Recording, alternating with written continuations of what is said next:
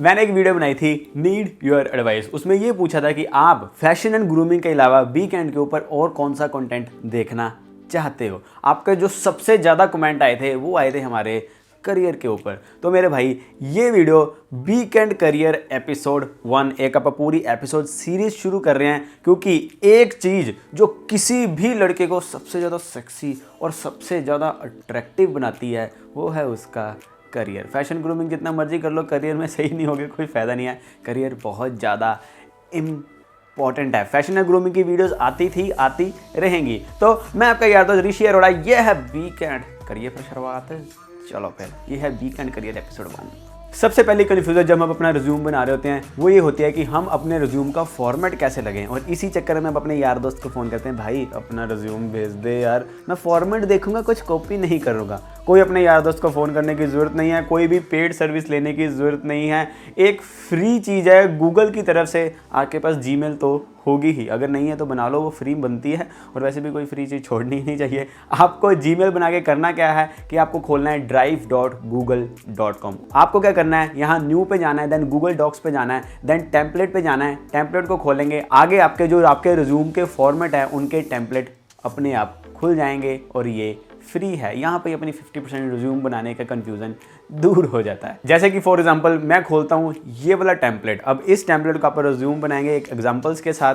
ऊपर देखें, ऊपर सबसे पहले आपको अपना नाम लिखना है, देन इस लाइन पे क्या लिखना है वो आप बाद में बात करेंगे। यहाँ पे हम क्या लिखेंगे, देन हमारा अगर इस टेम्पलेट को देखा जाए, देन हमारा जो राइट हैंड साइड है वहाँ पे आपको अपना एड्रेस, फ़ोन नंबर और ईमेल एड्रेस लिखना है। और मेरे भाई ईमेल एड्रेस आपका प्रोफेशनल होना चाहिए, वो कोई आशिकीबाजी वाला नहीं होना चाहिए। होगी जो मेरी पहली ईमेल आईडी थी वो थी punjabi0013@yahoo.com। आपकी क्या पहली ईमेल आईडी थी मुझे नीचे कमेंट करके बताना। ये हो गया हमारा टॉप वाला पार्ट। उसके नीचे अब आप जिस जॉब के लिए आप अप्लाई कर रहे हो उसके रिलेटेड आपको अगर एक्सपीरियंस है, देन मेरे भाई आपका जो आपकी एजुकेशन है उसके ऊपर आपका एक्सपीरियंस आना चाहिए। देन अगर आप फ्रेशर हैं उसकी बात आप बाद में करते हैं। अब पॉइंट है कि आपको अपना एक्सपीरियंस लिखना कैसे है, क्योंकि आपको यहाँ पे एक ट्रिक यूज़ करनी है। वो ट्रिक, मैं उस ट्रिक को बोलता हूँ शीशा ट्रिक। वो फूकने वाला शीशा नहीं, ये नहीं कि शीशा लगा के रिज्यूम बनाना है अपना। शीशा ट्रिक कहने का क्या मतलब है, मिरर। मिरर क्या है कि जिस जॉब के लिए आप अप्लाई कर रहे हो उस जॉब की डिस्क्रिप्शन में उनको क्या क्या रिक्वायरमेंट्स चाहिए, उनको क्या क्या स्किल सेट चाहिए, कहाँ पे जॉब चाहिए, उसको एक प्रॉपर अच्छी तरह स्टडी करो। देन उसकी जो उनको चीज़ें चाहिए उसको अपने क्लेवर तरीके से उन चीज़ों को अपने एक्सपीरियंस में उतारो। अब पूरा कॉपी भी नहीं करना, यहाँ पे आपको क्लेवर खेलना है, क्योंकि जो बंदा आपको रिक्रूट कर रहा है वो बहुत स्मार्ट है। उसके पास रोज़ पता नहीं कितने 100 रिज्यूम आते होंगे। आपको उसका दिमाग पढ़ना है कि उसको क्या दिखाऊं ताकि वो हायर कर ले, क्योंकि उसने ऑलरेडी बोला हुआ है जॉब डिस्क्रिप्शन में कि उसको क्या देखना है। क्लेवर प्ले करेंगे। कैसे करेंगे, जैसे कि फॉर एग्जांपल आप रिटेल में विजुअल मर्चेंडाइजर की जॉब के लिए अप्लाई कर रहे हो, आप naukri.com पे गए या फिर जहाँ पे भी आपने उस जॉब की ऐड देखी है उसकी डिस्क्रिप्शन को पढ़ा, देन वहाँ से स्मार्ट प्ले किया। जैसे कि फॉर एग्जांपल यहाँ पे इन्होंने क्लियर लिखा हुआ है monitor course and work with in budget. अब अगर आप इस लाइन को एग्जैक्ट कॉपी पेस्ट करके अपने रिज्यूम पे अपने एक्सपीरियंस पे लिख दोगे, देन वो साफ पता चलेगा कि इसने वहाँ से कॉपी मारी है। यहाँ पे अपने को स्मार्ट प्ले करना है। यहाँ पे आप कैसे लिख सकते हो, आप लिख सकते हो monitoring cost as per company standards. अब इस मिरर टेक्निक से हुआ क्या कि जो बंदा आपको हायर कर रहा है वो इन्हीं वर्ड्स को देख रहा है कि उसको क्या क्या रिक्वायरमेंट चाहिए, और वो वर्ड्स आपके रिज्यूम के बिल्कुल सामने बिल्कुल क्लियर लिखे हुए हैं। इससे क्या होगा कि उसको लगा कि हाँ ये एक पोटेंशियल कैंडिडेट हो सकता है। जैसे कि फॉर एग्जांपल आप जावा के लिए जॉब ढूंढ रहे हैं, देन इन्होंने क्लियर लिखा हुआ है कि इन्हें ऐसा बंदा चाहिए जिसे जावा में स्ट्रॉन्ग ओओ स्किल्स का एक्सपीरियंस हो, जिसका जो स्किल सेट हो उसमें वेब फ्लो की,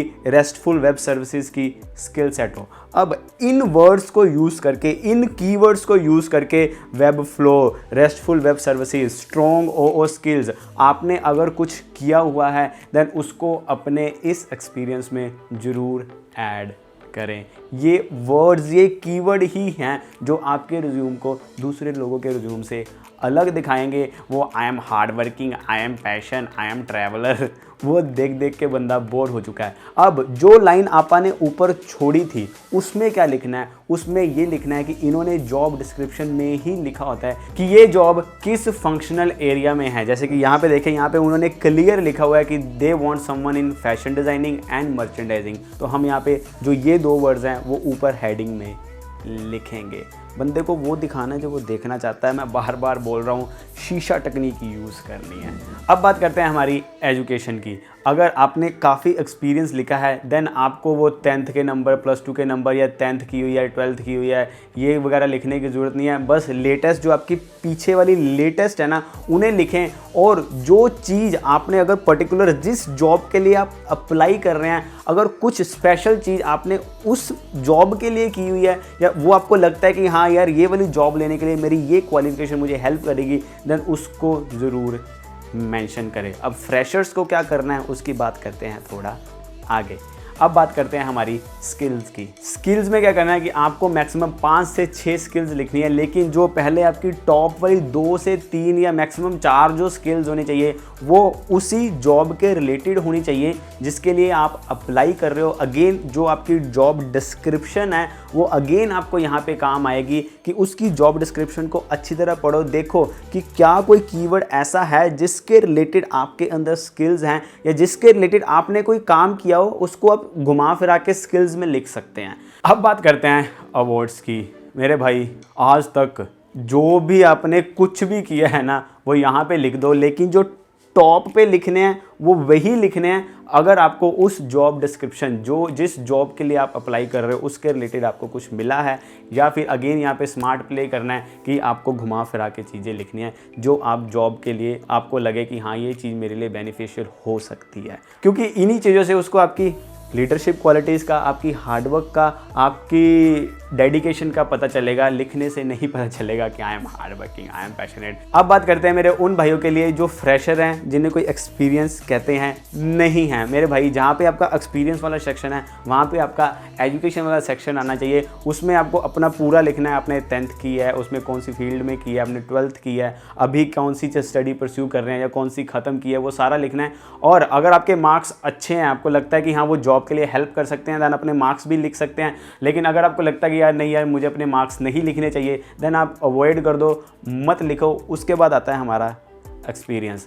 अब यहाँ पे लोग बोलते हैं कि मैं फ्रेशर हूँ यार, मुझे एक्सपीरियंस नहीं है। अगर आप अपने आप को झांको, अपनी पास्ट लाइफ को देखो, देन कोई ना कोई ऐसी चीज़ होगी, आफ्टर ऑल तुमने उसमें स्टडी की है यार, आफ्टर ऑल तुमने उसमें कुछ ना कुछ तो किया ही होगा ना, उस चीज़ का एक्सपीरियंस आप लिख सकते हो। जैसे कि आपने कोई प्रोजेक्ट किया होगा कई बार कॉलेज में, या फिर आपने खुद अपनी कोई रिसर्च की है। स्किल सेट जो हमने बात की है वो सेम लिखनी है। और जो हमारे अवार्ड्स होते हैं उसमें भी आप अपने, अगर आपने कॉलेज में कुछ अचीवमेंट्स की हैं, इसीलिए मैं पहले भी कई वीडियो से बोलता आ रहा हूँ कि कॉलेज में स्टडीज़ के अलावा एक्स्ट्रा चीज़ों में ज़रूर पार्टिसिपेट करें, क्योंकि वो आपको बाद में हेल्प करती हैं। लेकिन कुछ बातें जो आपको प्रो टिप, मतलब कि बस याद रखनी ही रखनी है, वो एक बात है। सबसे पहली बात कि कोशिश करो कि जो आपका रिज्यूम है वो सिर्फ 1 पेज पे होना चाहिए, 2 पेज 3 पेज मत लेके जाओ। दूसरा, अपनी ग्रामर को ज़रूर चेक करें। उसके लिए मैं आपको एक गूगल क्रोम एक्सटेंशन और एक ऐप रिकमेंड करता हूँ, उसका लिंक नीचे डिस्क्रिप्शन में दिया गया है। ये ऐप मैं भी खुद यूज़ करता हूँ जब कई बार मैं ईमेल लिख रहा होता हूँ। ये ऐप आपको बहुत ज़्यादा हेल्प करेगी, आपकी जो ग्रामेटिंग मिस्टेक्स होती हैं उनको बिल्कुल बाहर निकाल देगी, और आपका सेंटेंस कैसे आपको क्रिएट करना है वो उसके बारे में भी आपको हेल्प करती है। नेक्स्ट प्रो टिप कि कई बार क्या होता है कि हम टाइप कर देते हैं, उसको 4 बार पढ़ भी लेते हैं, लेकिन फिर भी हमें अपनी गलती पता नहीं चलती, और जब हमने उसको सेंड कर दिया उसके बाद हमें अपनी गलती रियलाइज़ होती है। उसके लिए 2 चीज़ें आप कर सकते हैं। एक तो उसको प्रिंट आउट निकालें, देन उसको पढ़ें, कंप्यूटर की स्क्रीन पे मत पढ़ें। और एक और ट्रिक जो बहुत ज़्यादा हेल्पफुल है वो है उल्टा पढ़ें। जैसे कोई लाइन हमने लिखी हुई है उसको उल्टा पढ़ें, जिससे आपको अपनी गलती के बारे में ही खुद पता चलेगा। ये टेक्निक जब मैं किसी का कोई बैंक अकाउंट नंबर अपने बैंक अकाउंट में ऐड करता हूँ ना, तो एक सीधा मिला के उल्टा दोबारा मिलाता हूँ, ताकि मेरा माइंड उसको सही तरह से वेरीफाई कर सके। अगला प्रो टिप, और अगर आप जिस तरह से मैंने आपको समझाया कि इस तरह से आपको कीवर्ड्स यूज़ करने हैं, देन मेरे भाई आपका जो रिज्यूम है वो naukri.com या और भी जितने पोर्टल्स हैं जहाँ पे जो रिक्रूटर्स हैं जो रिसर्च करते हैं उनमें रैंक हो सकता है, क्योंकि उन्होंने ये सर्च नहीं करना we want hard working guy या हार्ड वर्किंग, या ऐसे नहीं सर्च करना। उन्होंने सर्च करना है जावा, ऐसी चीज़ें उन्होंने अपने कीवर्ड सर्च करने हैं जिन कीवर्ड्स की उन्हें रिक्वायरमेंट है। बाकी ये एक कोई परमानेंट रूल नहीं है, लेकिन फिर भी जो ये सारी वीडियो है आपको एक रिज्यूम बनाने में बहुत ज़्यादा हेल्प करेगी। और ये थी वीडियो, पसंद I like comment share and subscribe. आपको ये एपिसोड सीरीज कैसी लगी नीचे कमेंट करके बता देना, आगे क्या देखना चाहते हो वो भी बता देना। मिलते हैं अगली वीडियो में। This is be kind, don't forget to be kind, चाहे वो कुछ भी हो।